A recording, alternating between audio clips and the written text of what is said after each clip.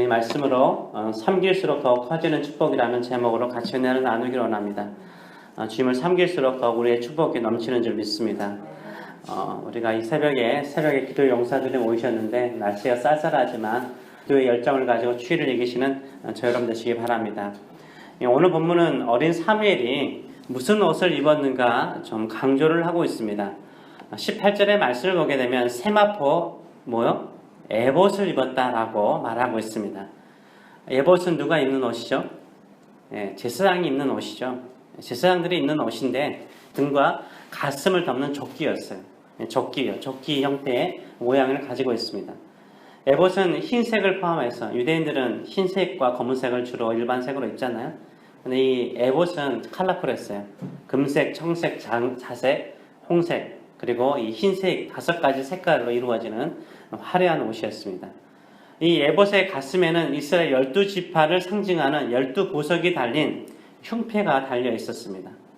이 흉패 속에는 하나님의 뜻을 물을 수 있는 우림과 둠밈이 안에 있었습니다.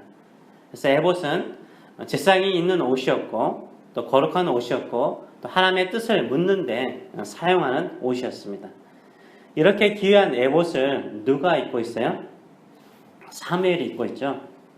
그것도 다 큰 사무엘이 입습니까? 아니죠. 어린 사무엘이 이 에봇을 입고 있습니다. 아마 어린 사무엘이 에봇을 입는 것은 에봇의 의미에 담겨져 있다라고 생각을 합니다. 에봇의 단어는요, 섬기다라는 어원에서 출발하고 있어요. 에봇은 섬기는 자가 있는 옷이에요.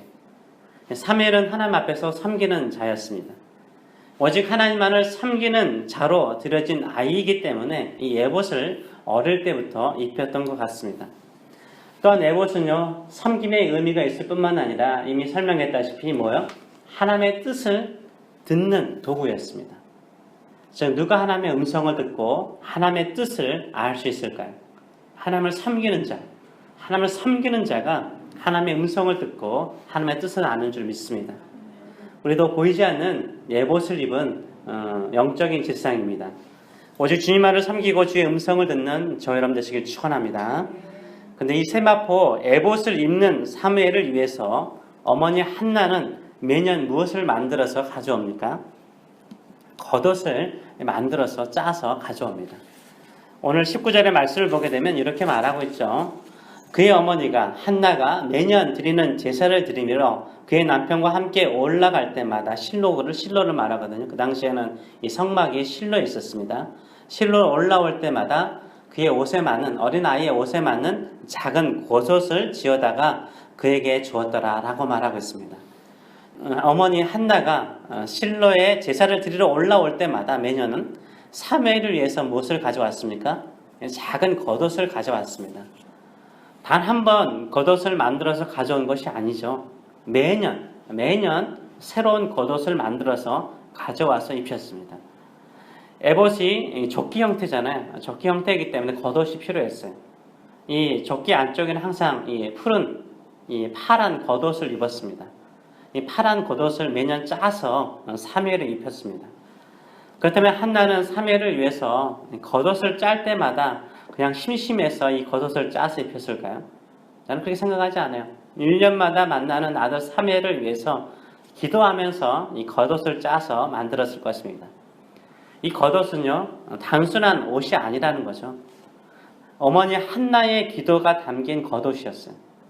아들을 생각하면서, 아들을 그리워하면서, 아들을 위해서 축복 기도하면서 만들어낸 짜는 겉옷이었어요. 그래서 이 겉옷은 기도의 겉옷이었습니다. 우리도 우리 자녀들에게 기도로 옷을 입히시는 저 여러분 되시길 축원합니다. 좋은 옷이나 명품 옷을 입히는 것보다 더 좋은 옷이 뭐예요? 기도의 옷이에요. 기도의 옷. 기도의 옷을 입히시는 저 여러분 되시길 축원합니다. 매일 새벽마다 우리가 기도로 옷을 짜잖아요. 그렇죠? 기도로 우리 자녀들의 옷을 짜잖아요. 기도로 짠 기도의 겉옷을 자녀들에게 입히시는 저 여러분 되시길 축원합니다. 근데 지금 어린 사무엘은 어디에 있습니까? 실로에 있습니다. 이 실로의 성막에서 섬기는 제사장들이 누구예요? 엘리도 있지만 엘리의 두 아들이 제사장 역할을 하잖아요. 홈니와 비느하스잖아요. 이들은 계속 이 성경에 강조하지만 하나님을 알지 못했어요. 하나님을 두려워하지 않았습니다. 하나님의 제사를 멸시하는 자들이었습니다.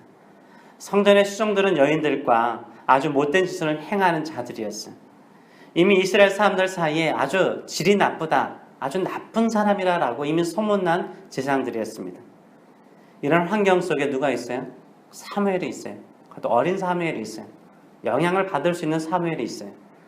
하나님의 법궤가 있고 하나님의 거룩한 성막이 있는 곳이지만 이런 못된 제사장들이 있다면 한 번쯤 한나도 고민하지 않았을까요? 하나님, 사랑하는 제 아들을 이곳에 둘 수 없습니다. 여기에서 무엇을 배우고 있습니까? 어릴 때부터 무엇을 배우고 있습니까? 저는 제 아들을 이 실로에 있는 성막에 바친 것이 아닙니다. 하나님께 바친 것입니다. 굳이 실로에 있는 성막에 있을 필요가 있습니까? 하나님, 제 집에서, 장소는 다르지만 제 집에서 하나님만을 섬기며 한평생 살도록 하겠습니다. 이런 기도를 하고 싶었을 것입니다. 한나는 그렇게 하지 않아요. 신앙의 환경이 너무나 열악할지라도 하나님의 약속대로 실로에 바칩니다. 그럼 무엇을 합니까? 매년 실로에 있는 사무엘에게 새로운 겉옷을, 새로운 어머니가 짠 기도의 겉옷을 입힙니다. 어머니 한나가 기도로 짠 겉옷을 입히는 거죠. 순결하고 깨끗한 겉옷을 매년 새롭게 입히면서 순결하고 깨끗한 주님의 종으로 보호하시고 지켜주시도록 기도의 겉옷을 입혔던 것입니다. 우리 자녀들이 믿음으로 자라기에 너무나 열악한 환경 속에 자라가고 있습니다. 그렇죠? 하나님의 말씀에 반하는 수많은 문화와 타락한 환경이 우리 자녀들의 주변에 있습니다. 그래서 우리가 우리 자녀들에게 입혀야 될, 항상 깨끗하게 입혀야 될 옷은 무엇일까요? 그것은 기도의 겉옷인 줄 믿습니다. 늘 기도의 옷을 입히시는 어머니가 되시길 축원합니다. 우리가 늘 우리의 자녀들과 함께 있을 수는 없는 거죠. 그러나 우리가 입힐 기도의 겉옷이 그들이 타락과 더러움에서 지켜주실 줄 믿습니다. 믿음으로 강하게 만들고 주의 음성을 듣는 주님의 종으로 성장하도록, 자라도록, 쓰임받도록 하실 줄 믿습니다. 한나가 하나님의 소원대로, 하나님께 한 소원대로 사무엘을 실로의 성막에 바치자 대제사장이었던 이 엘리가, 사사였기도 했죠. 사사인 엘리가 엘가나와 한나에게 무엇이라고 축복을 합니까? 20절과 21절의 말씀을 보게 되면 이 엘리가 엘가나와 그의 아내에게 축복하여 이르되 여호와께서 이 여인으로 말미암아 내게 다른 우사를 주사 다른 아들을 하나 주시도록 기도를 해준 것, 축복한 겁니다. 이는 여호와께 간구하여 얻어 바친 아들을 뭐요? 대신하게 하기를 원하노라 하였더니 그들이 자기의 집으로 돌아가매 누가요? 여호와께서 한나를 돌보시사 한나를 기억하사 그로 하여금 임신하여 세 아들과 두 딸을 낳게 하셨고 이미 사무엘은 여호와 앞에서 자라니라 라고 말하고 있어요. 이 엘리가 무엇을 축복하죠?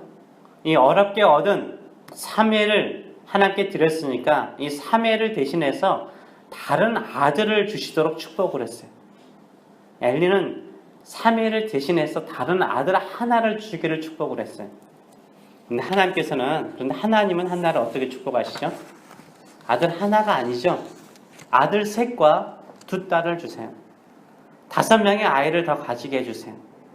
한 아들을 하나님을 섬기도록 드렸는데 5명이나 더 주시도록 하나님이 축복하시는 것을 보여주고 있어요.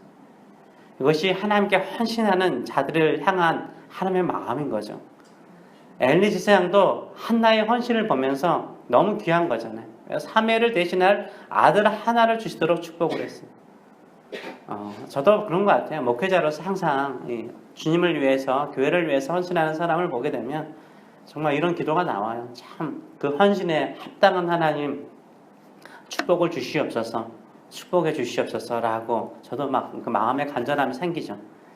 부족한 저도 성도들에게 작은 사랑의 표현으로서 뭐 접살 하나, 아주 작은 접살, 그것도 접살 하나 이렇게 드리면은 성도들은 접살이 아니더라고요. 쌀 한 말 정도 엄청나게 더 크다는 걸 말합니다. 주는 것을 제가 경험하곤 해요. 여러분을 진심으로 저는 축복합니다. 이 새벽마다 나와서 항상 기도하는 여러분을 진심으로 축복합니다. 이 연약하고 부족한 교회를 위해서 섬겨주시고 기도해 주시고 헌신하시는 여러분을 진심으로 축복합니다. 엘리가 사무엘을 대신하는 아들 하나를 주시도록 축복했는데 하나님 한나에게 몇 명이요? 5명의 자녀를 주셨습니다. 하나님께서 주님의 나라를 위해서, 주님의 몸된 교회를 위해서 헌신하는 여러분을 제가 축복하는 것보다 5배가 아니라 몇천 배로 축복하여 주실 줄 믿습니다. 아멘. 우리가 하나님께 헌신하고 드리면 하나님은 넘치도록 축복하세요. 누가복음 6장 38절 말씀 여러분 잘 아시잖아요. 주라 그리하면 너에게 줄 것이니 곧 후일되어 누르고 흔들어 넘치도록 너희에게 안겨주시리라 라고 말씀하셨어요. 이것은 이웃뿐만 아니라 하나님께도 마찬가지죠. 하나님을 향해서 우리가 넘치도록 헌신하게 되면 하나님께서 후일되어 누르고 넘치도록 축복하여 주실 줄 믿습니다. 우리의 기도, 우리의 헌신이 절대 헛되지 않는 줄 믿습니다. 봄에 씨를 뿌리고 가을에 추수를 기다리는 농부의 마음으로 나에게 풍성하게 안겨주실 하나님의 은혜를 사모하시는 저 여러분 되시길 축원합니다. 아멘. 하나님은 우리가 작은 헌신, 섬김을 절대 잊지 않으세요. 우리가 드린 것보다, 우리가 한평생 헌신한 것보다 수백 배, 수천 배로 축복하여 주실 줄 믿습니다. 자녀들을 기도의 겉옷으로 입히시길 축원합니다. 우리가 주님을 위해서 희생하고 헌신하는 것보다 더 크게 축복하시는 하나님의 그 사랑스러운 마음을 늘 기억하면서 믿음으로 기도하시는 저 여러분 되시길 축원합니다. 기도하겠습니다.